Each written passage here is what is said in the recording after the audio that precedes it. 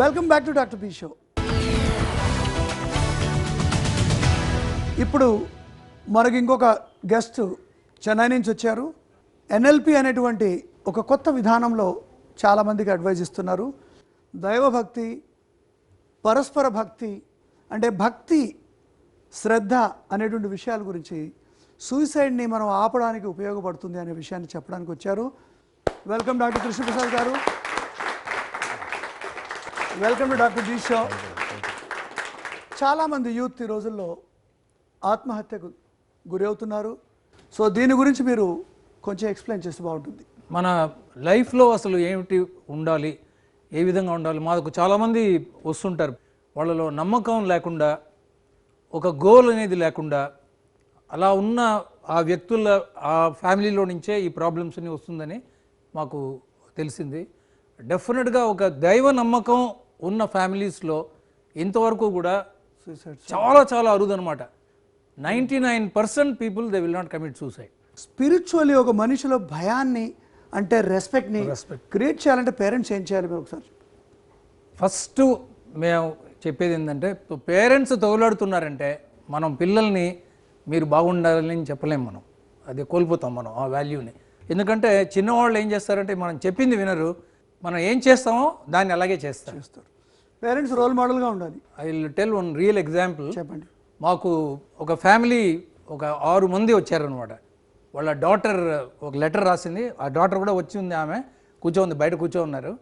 ఆ లెటర్ చూస్తే wonderful hand writing, but ఆ ఇంటెన్షన్ ఉంది, సూసైడ్ కమిట్ చేయాలని మనం వీ కెనాట్ ఇగ్నోర్. కాబట్టి ఆ లెటర్ చదివిన వెంటనే, బట్ ఇంత రాసిన లెటరు నార్మల్గా గిరికేస్తారు. ఇటువంటి మైండ్లో ఉండేవాళ్ళు అంత అందంగా రాయలేరు. ఓకే, వాళ్ళని తర్వాత అమ్మాయిని పిలిచి మాట్లాడాం. ఈ అమ్మాయితో మాట్లాడుతున్నప్పుడు ఏం తెలిసిందంటే, ఈ అమ్మాయి వచ్చి ఒక BBA చదువుతుంది, బ్యాచులర్ ఆఫ్ అడ్మినిస్ట్రేషన్.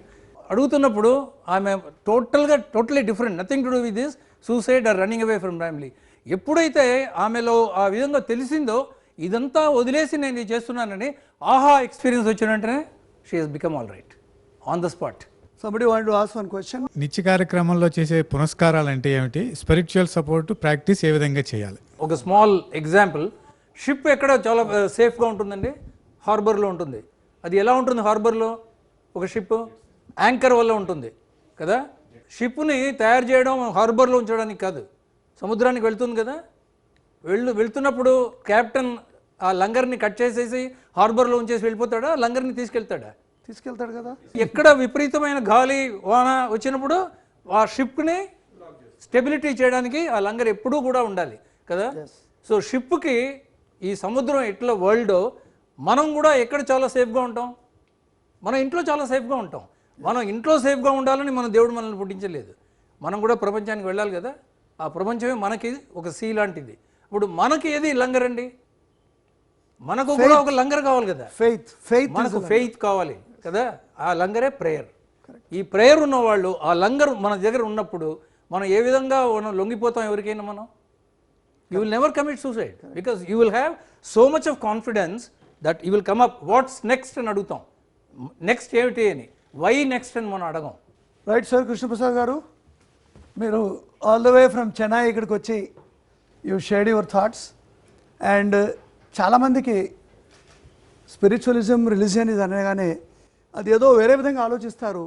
బట్ వాటిని మనం మన ఉపయోగానికి వాడుకోవచ్చు. We can take advantage of out of it. And thank you very much. Doctor B show తరఫున ఓ చిన్న మొమెంటో.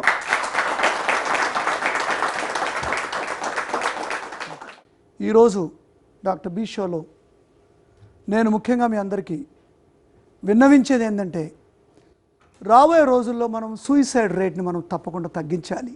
ఇది ఒకరు చేసే పని కాదు, అందరూ సామూహికంగా మనం చేయాల్సిన విషయం.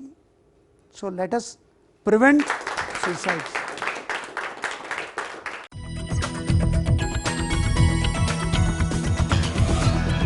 Almost 1 million people suffer from this pain.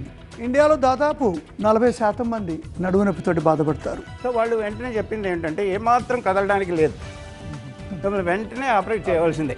What exercises did you prescribe to your patients, sir?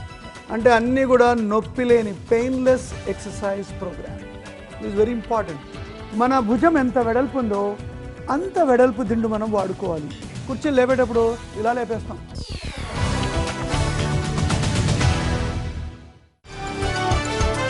ఈ కార్యక్రమాన్ని సమర్పించిన వారు good feeling organisation in Chennai.